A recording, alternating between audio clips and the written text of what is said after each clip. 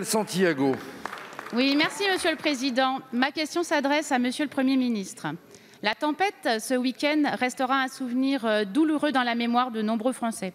Je veux d'ailleurs adresser mes pensées aux habitants et aux sinistrés durant ce week-end et aux blessés qui ont été touchés.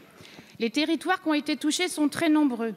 Ils ont parcouru la tempête, le sud-ouest, l'Île-de-France, Beauvais, Reims, Alfortville dans l'Île-de-France qui a été l'épicentre pour l'Île-de-France. Dans ces zones, les coulées de boue, les inondations, les habitations inaccessibles, les voiries dégradées, on ne compte plus les dégâts matériels ainsi que sur les équipements publics.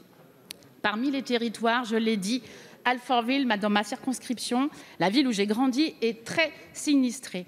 Je veux insister sur cette question, à savoir que samedi soir, vers 19 h, le sud d'Alfortville est devenu l'épicentre de la tempête francilienne, provoquant de très fortes pluies avec des vents d'une rare intensité.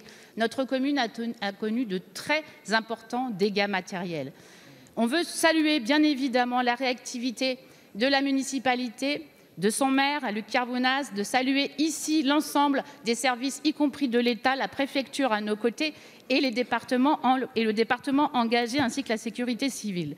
Pour autant, Monsieur le Premier ministre, face aux dégâts, face à l'ensemble des problématiques qui sont posées, que ce soit le président du département, que ce soit le maire d'Alfortville, tous vous demandent, et de nombreuses communes en France, sur notre territoire, vous demandent de classer plusieurs communes en catastrophe naturelle au plus vite pour permettre de lancer les procédures pour avancer et reconstruire.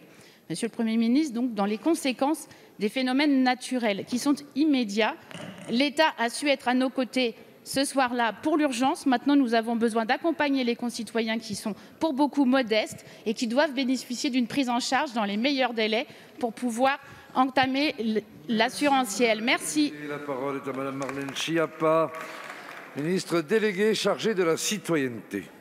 Merci Monsieur le Président, Mesdames et Messieurs les députés. Madame la députée Isabelle Santiago, l'ensemble du territoire national est effectivement touché depuis quelques jours par de violents orages.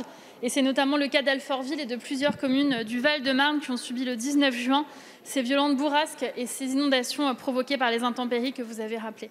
Je voudrais vous confirmer qu'aujourd'hui, en début d'après-midi, le ministre de l'Intérieur, Gérald Darmanin, a annoncé que l'État sera particulièrement réactif avec une reconnaissance de l'état de catastrophe naturelle dans les tout prochains jours. Vous le savez, ces dégâts sur les biens des particuliers, des entreprises, des collectivités causés par des vents violents et la grêle, ils sont couverts par le contrat d'assurance au titre de la garantie tempête, grêle, neige, dite TGN. Et cette garantie, qui est rendue obligatoire dans l'ensemble des contrats d'assurance par le législateur, permet aux sinistrés d'être indemnisés directement par leur assureur sans qu'une intervention préalable des pouvoirs publics ne soit nécessaire. En revanche, les dommages causés par les inondations, je pense au ruissellement, coulées de boue, débordements de cours d'eau, ils entrent dans le champ de l'application de la garantie catastrophe naturelle. Et ce dispositif couvre les phénomènes qualifiés de non assurables parce qu'ils se produisent dans certaines parties du territoire exposées au risque d'inondation et permet l'indemnisation des phénomènes dits rares et localisés. Il fait intervenir à la fois le secteur privé de l'assurance et l'État, et ce dernier garantit financièrement ce dispositif. Par ailleurs, je veux dire que l'État mobilise les autres dispositifs d'aide au profit de certaines catégories de sinistrés, par exemple les exploitants agricoles qui peuvent bénéficier du régime des calamités agricoles piloté par le ministère de l'Agriculture, et l'ensemble des services déconcentrés de l'État sont à pied d'œuvre pour ce problème. Je vous remercie.